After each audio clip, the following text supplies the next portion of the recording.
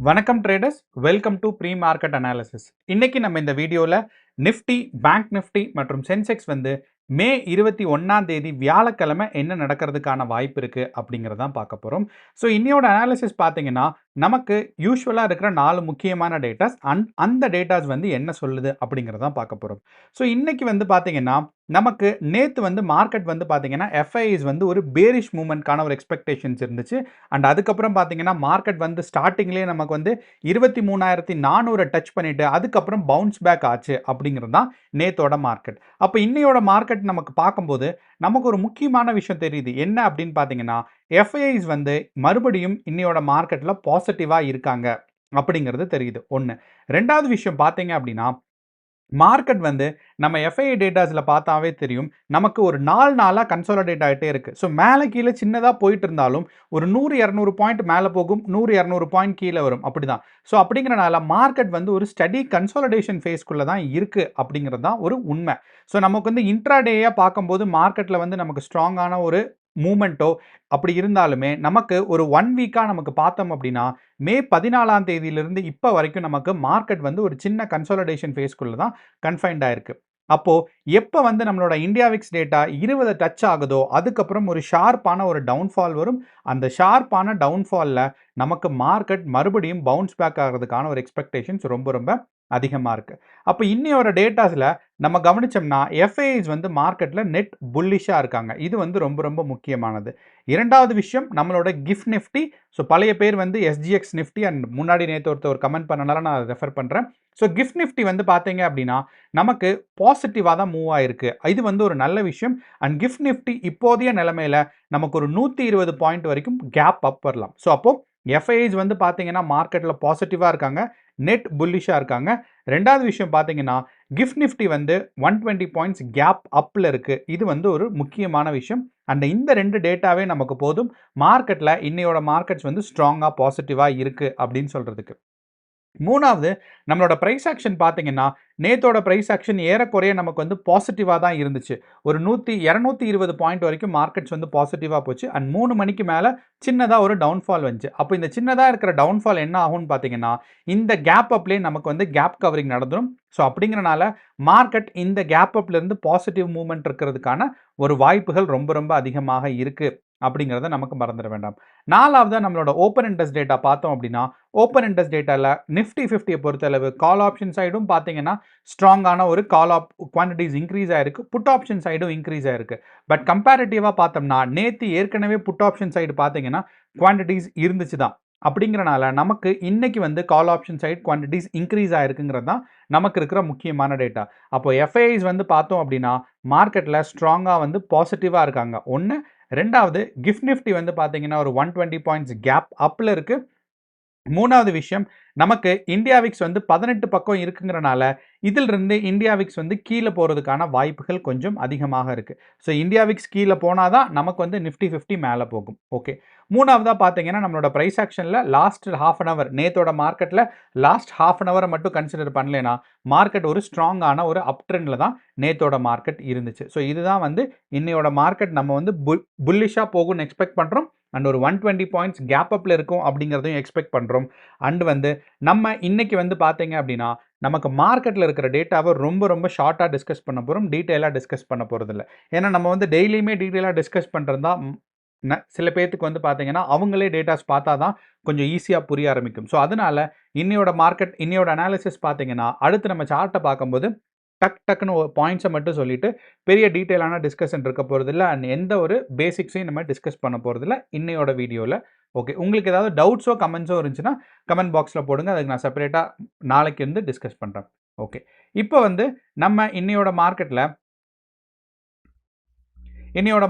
நான் gift Nifty நேற்று 330க்கு இருந்த பொசிஷனும் அதே மாதிரி இப்போதைய இருக்கிற பொசிஷனும் பார்த்தோம் அப்படின்னா நேற்று 330க்கு நமக்கு மார்க்கெட் முடிஞ்சதுக்கப்புறம் மார்க்கெட் பார்த்தீங்கன்னா கிஃப்ட் நிஃப்டி ஒரு செல்லிங் ப்ரெஷரில் தான் இருந்துச்சு.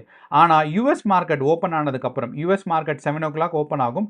யூஎஸ் மார்க்கெட் ஓப்பன் ஆனதுக்கப்புறம் பார்த்தீங்கன்னா யூஎஸ் மார்க்கெட் ஸ்ட்ராங்கான ஒரு அப்ஸ்விங்கில் இருந்துச்சு. அண்ட் அதே ஒரு இன்ஃப்ளூயன்ஸ் பார்த்தீங்கன்னா கிஃப்ட் நிஃப்டியில் அந்த அப்ஸ்விங்கில் நிஃப்டி 50 மேலே போயிடுச்சு. So US market global market Nifty 50 அழகாக இம்பேக்ட் பண்ணும். அது எதில் நமக்கு ரிஃப்ளெக்ட் ஆகுதுன்னு பார்த்தீங்கன்னா கிஃப்ட் நிஃப்டியில் தான் ரிஃப்ளெக்ட் பண்ணுது. ஸோ அப்படி மேலே போனது தான் பார்த்தீங்கன்னா நமக்கு ஸ்டெபிலைஸ் ஆகிட்டு இப்போதைய நிலைமையில் நமக்கு ஒரு 120 130 பாயிண்ட் வரைக்கும் கேப் அப் வர்றதுக்காக நிஃப்டி 50 இருக்குது. அப்போ நிஃப்டி 50 120 பாயிண்ட் கேப் அப்னா சென்செக்ஸ் வந்து பார்த்தீங்கன்னா 120 இன்ட்டு 3 இருக்கும், பேங்க் நிஃப்டி பார்த்தீங்கன்னா 120 2.5 மடங்கு இருக்கும். ஸோ இதை வந்து நீங்கள் ஞாபகம் வச்சுக்கணும். அப்போ இப்போதைய நிலைமையில் நமக்கு மார்க்கெட் இப்போ இருக்கிற ப்ரைஸ்ல இருந்து 23,700 இருந்து பார்த்தீங்கன்னா நமக்கு ஒரு 120 பாயிண்ட் வந்து மேலே போச்சு அப்படின்னா மார்க்கெட் வந்து 23,800க்கு ரீஜனில் மார்க்கெட் வந்து ஓப்பன் ஆகும். அப்போ இங்கே ஓப்பன் ஆகும்போது நமக்கு மேபி இந்த இடத்துல ஒரு சின்னதாக ஒரு டவுன் ஸ்விங் வரலாம். இது எதுக்கு அப்படின்னு பார்த்தீங்கன்னா இந்த கேப் கவரிங் பண்ணுறதுக்கு. ஸோ டவுன் ஸ்விங் வந்துட்டு அதுக்கப்புறம் 24,000 வரைக்கும் போகிறதுக்கான ஒரு வாய்ப்புகள் இருக்குது. ஸோ நம்மளோட ஓப்பன் இன்ட்ரெஸ்ட் டேட்டா பார்த்தாலுமே இதே டேட்டா தான் நமக்கு தெரியணும். ஸோ ஓப்பன் இன்ட்ரெஸ்ட் டேட்டா நமக்கு நிஃப்டி 50 பார்த்தோம்னா அட் த மணியில் 23,700 பக்கம் இருக்குது.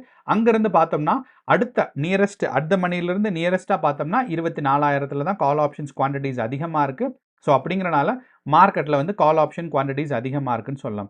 அண்ட் இரண்டாவது விஷயம் நம்மளோட பிசிஆர் ரேஷியோ பார்க்கும்போது 1.3 இருக்குது. 1.2 அப்படின்னா நமக்கு வந்து மார்க்கெட்டில் என்ன எக்ஸ்பெக்ட் பண்ணலாம் அப்படின்னு பார்த்தீங்கன்னா நமக்கு மார்க்கெட்டில் ஒரு டவுன் சைட் மூவ்மெண்ட் எக்ஸ்பெக்ட் பண்ணலாம். ஆனால் 1.3 போகுது அப்படின்னா நம்ம என்ன எதிர்பார்க்கணும் அப்படின்னு பார்த்தீங்கன்னா 1.3 ஏன் இந்த முக்கியமான பிசிஆர் ரேஷியோனா இது வந்து ஓவர் சோல்டு புட்ஸை காமிக்குது. அப்போது அளவுக்கு அதிகமாக புட் சோல்டு பண்ணியிருக்காங்க அப்படின்னா மார்க்கெட் வந்து ஒரு அப் ட்ரெண்ட் போகிறதுக்கான ஒரு எக்ஸ்பெக்டேஷன்ஸ் இருக்குது அப்படிங்கிறத நம்ம மறந்துடக்கூடாது. அப்போ ஓப்பன் இன்ட்ரெஸ்ட் டேட்டா பார்க்கும்போதும் ஓவர் சோல்டு புட்ஸ் இருக்குது. 24,000 கால் ஆப்ஷன் வந்து குவான்டிட்டிஸ் வந்து பார்த்தீங்கன்னா இன்க்ரீஸ் ஆயிருக்கு.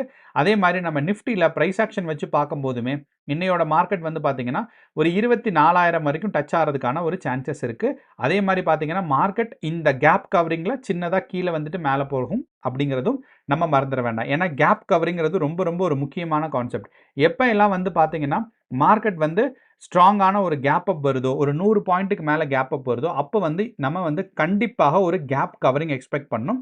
கேப் கவரிங்க்கு அப்புறம் ஒரு புல் பேக் வரும்போது தான் நமக்கு வந்து மார்க்கெட்ஸ் வந்து ஒரு பாசிட்டிவ் டைரக்ஷனில் போகிறதுக்கான ஒரு இண்டிகேஷன்ஸ் இருக்குது. ஸோ நம்ம கிஃப்ட் நிஃப்டி பார்த்துட்டோம், ப்ரைஸ் ஆக்ஷன் பார்த்துட்டோம், ஓப்பன் இன்ட்ரெஸ்ட் டேட்டாவும் பார்த்துட்டோம்.